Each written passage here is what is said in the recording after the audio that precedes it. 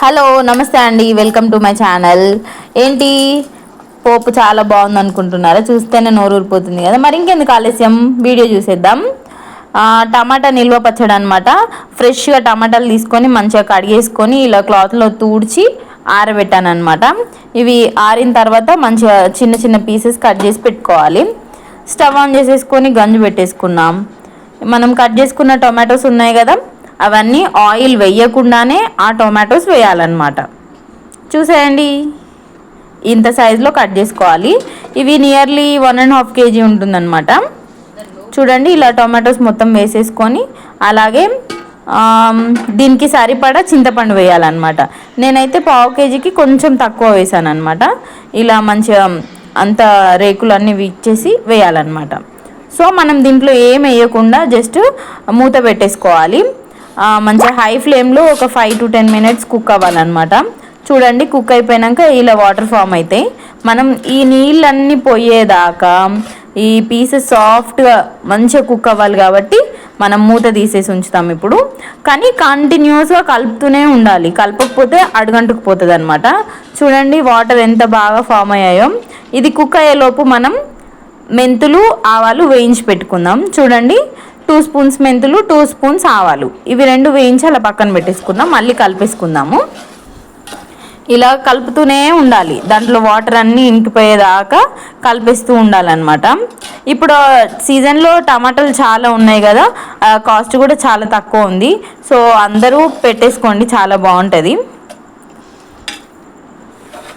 Okay, చూస్తున్నారు కదా, మనకి వాటర్ మొత్తం డ్రై అయిపోయినాయి అన్నమాట. ఇలా సాఫ్ట్ టెక్స్చర్ వచ్చింది.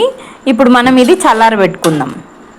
స్టవ్ ఆఫ్ చేసేసి చల్లారబెడదాం అన్నమాట. ఓకే, ఇది చల్లారే లోపు మనము ఏవైతే వేయించి పెట్టుకున్న మెంతులు ఆవాలు ఉన్నాయి కదా, ఇవి పౌడర్ చేసుకుందాము. 2 spoons ఆవాలు, 2 spoons మెంతులు వేయించి పెట్టాను. ఇవి కొన్ని ఉన్నాయి కాబట్టి మనకి తొందరగా గ్రైండ్ అవ్వవు కాబట్టి దీంట్లో నేను సాల్ట్ కూడా యాడ్ చేస్తున్నా. నేను రాక్ సాల్ట్ యూజ్ చేస్తున్నా కాబట్టి ఇది కూడా పౌడర్ చేసేద్దాం. సో దీనికి సరిపడా కారం వేసాను. ఇప్పుడు మనం గ్రైండ్ చేసి పెట్టుకున్న సాల్ట్, ఆవాలు, మెంతులు, ఇవి 3 పౌడర్ చేసి కలిపేసుకుందాం. ఓకే, అలాగే 1 spoon పసుపు అన్నమాట, గుప్పెడు వెల్లుల్లి రెబ్బలు, ఇవన్నీ వేసి బాగా కలిపేసుకోవాలి. ఇలా అన్నీ కలిసేదాకా మంచిగా కలిపేసుకొని ఇప్పుడు మనం ఇదంతా మంచి మెత్తగా పేస్ట్ చేసుకోవాలన్నమాట. ఓకే, చూస్తున్నారు కదా, ఇలా ఫైన్ పేస్ట్ లాగా మంచిగా పేస్ట్ చేసేసుకోవాలి. ఇలా మంచిగా గ్రైండ్ చేసేసుకొని మళ్ళీ అదే గంజులో వేసేసుకుందాం. ఇప్పుడు మనం పోపు వేసుకోవాలన్నమాట. ఒక బాండీలో ఆయిల్ వేసుకొని, అంటే మనకి పికిల్కి సరిపడా ఆయిల్ వేసి ఫస్ట్ శనగపప్పు వేయండి.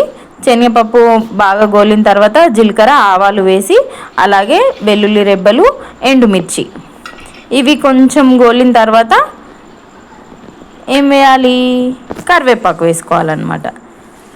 ఇవి చాలా బాగా వేగకుండా నార్మల్గా గోల్డెన్ కలర్లో ఉన్నంత వరకే ఫ్రై చేయాలన్నమాట.